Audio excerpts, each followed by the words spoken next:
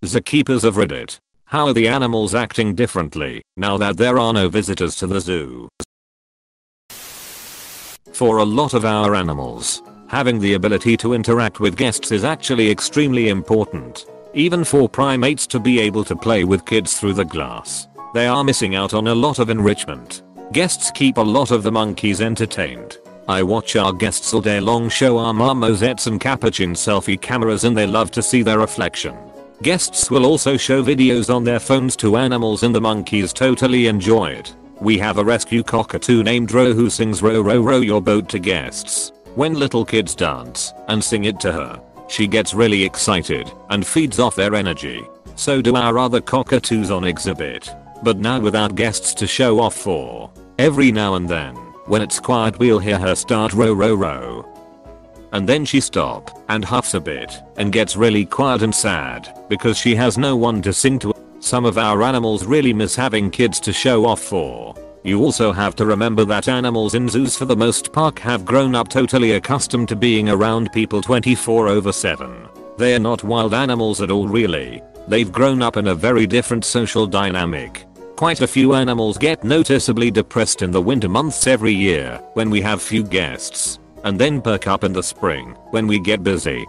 Any chance you could live a stream Ro and see if she'll sing? I'll happily be her audience. Oh my gosh, I would love to. She's so hard to get a video of sometimes because she's very sporadic when she decides to sing.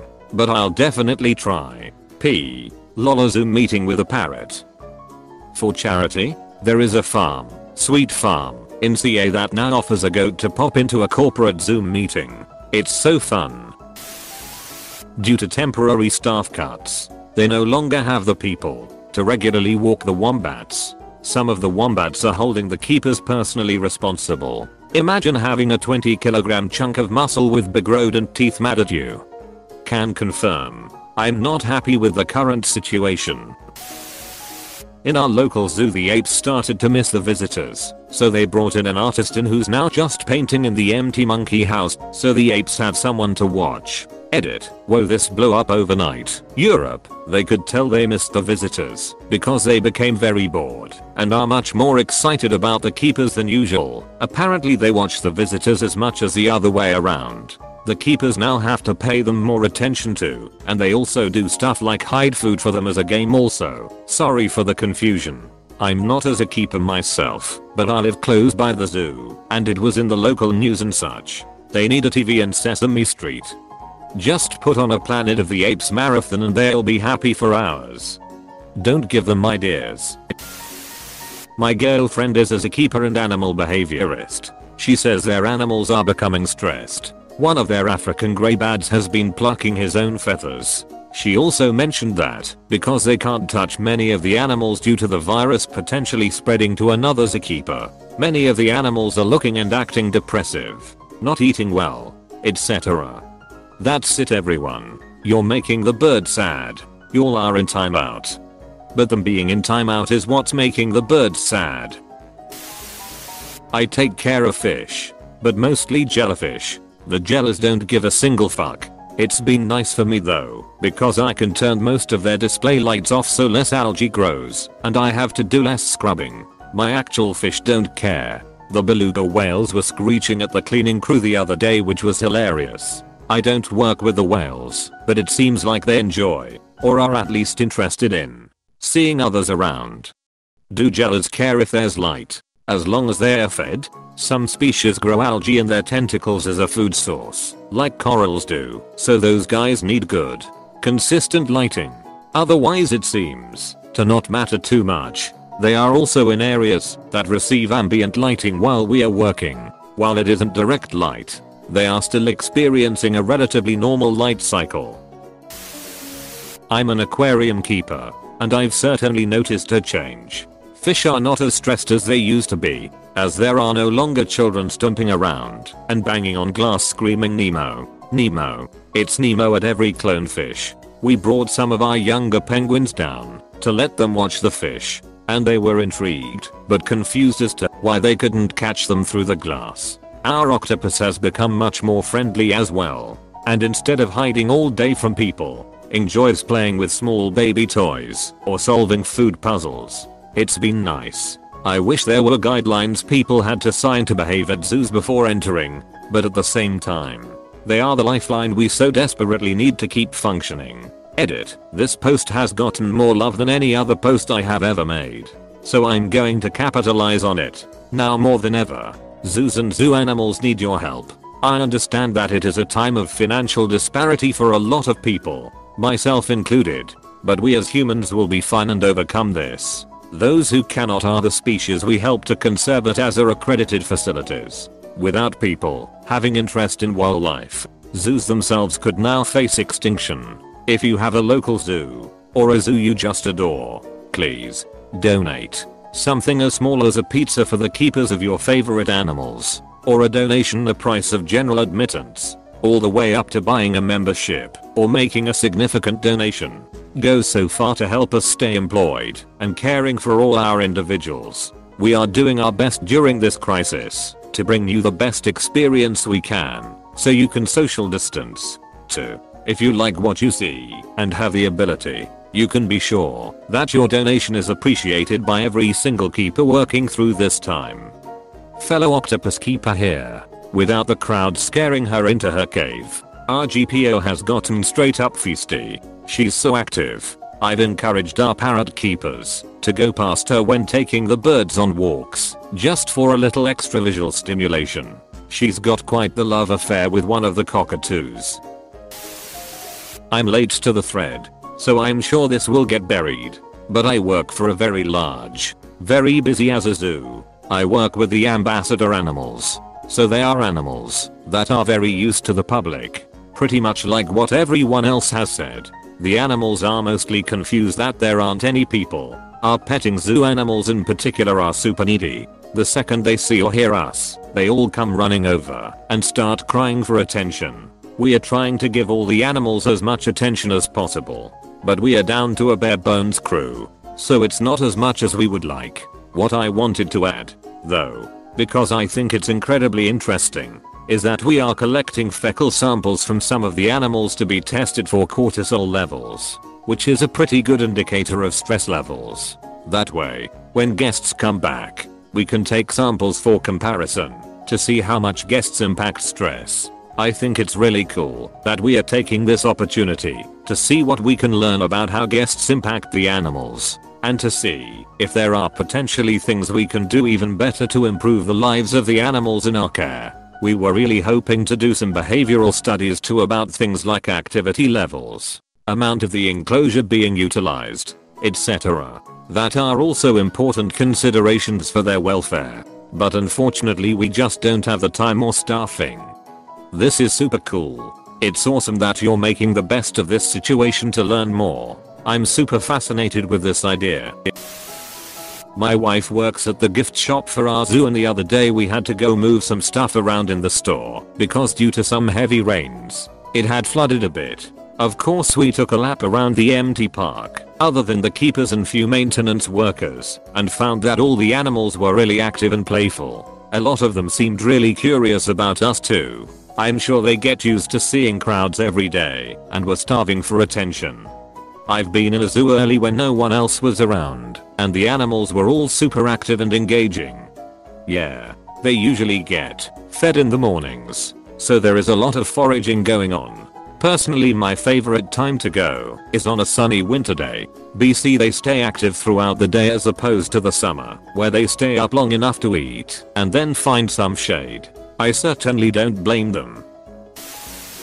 As a keeper coordinator, I've been working at the now closed zoo almost every day for the past month. Animals that are free roaming, peacocks, iguanas, are more active and follow keepers around like they usually do with visitors. Most of the others don't show much change in behavior, although birds like swans and flamingos are using the edges of their habitats more. There's a bit of a balance of different behaviors that is kinda interesting. With no visitors, there is more time for enrichment. To get more creative with said enrichment, trialing new things, and exposure to enrichment that has to be supervised, which the animals are loving. Then there are certain animals that do seem to miss having public around. are younger, 5 years old. African penguins are really seeming to miss being able to swim at the glass and interact with people. Higher intelligent animals, we have had to come up with new interactions. Lots of new training going on because they are missing the variety and variability of interactions with the public. The snakes don't give a fuck though. Typical snakes, hahaha. But I really love that. How are the elephants doing? Also the lions and the tigers. Just wondering. Horse trainer / barn manager here. My farm has 46 horses. About half are privately owned and boarded with us. Like most farms across the country, we are completely shut down to all but essential staff. The horses are mostly pretty happy to eat, hang out, and do horse things. We keep our horses turned out 24/7, which helps them remain healthy, happy, moving, and socializing. They are starting to lose muscling at this point, with being worked / ridden, months or years of conditioning just disappearing by the day. But it will come back once they are all in work again. But I can tell that they are missing human interaction. My personal riding horse was giving me the cold shoulder yesterday, probably because of the lack of attention. I have been trying to give the boarded horses extra attention. I'm sure their owners are missing them terribly right now. They all seem to lean in a little more when I brush them these days. Edited to add the customary thank you to the kind Redditor for the award. My first. It made my day. Nay, my week. Pun intended. Thank you.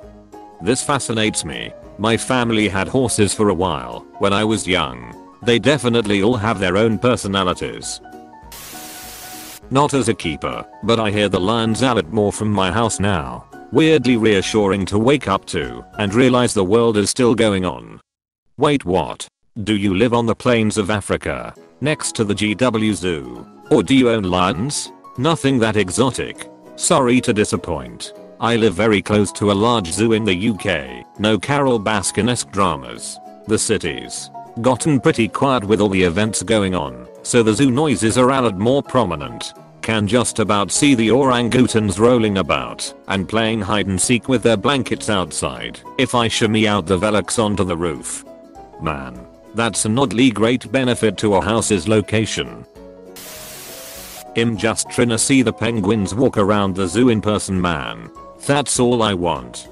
You can meet the penguins at the zoo where I used to work. It's just outside Chicago. If you happen to find yourself there after this quarantine, they get to choose whether or not to interact with you, of course. But they will generally choose to because you have fish, which is their favorite quality in a person. Edit. It's at Brookfield Zoo. I'm not sure how much it costs, but I think around $40. I've been told that morning encounters have less kids and more opportunities for adults to attract penguin attention without being rude. Because you have fish, which is their favorite quality in a person. I get this. My daughter's favorite quality in a person is that they are a doggy. Mine too. The majority of our display birds could care less.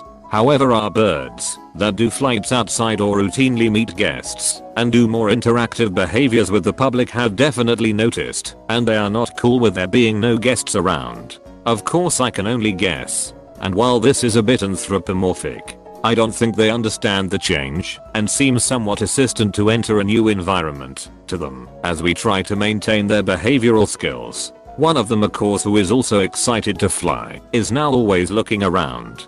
Pretty sure she expects 450 to 100 people to be watching her. Not as a keeper here, but there was a story on the local news that the apes at the local zoo are apparently very bored because they don't have any people doing stupid things to watch anymore.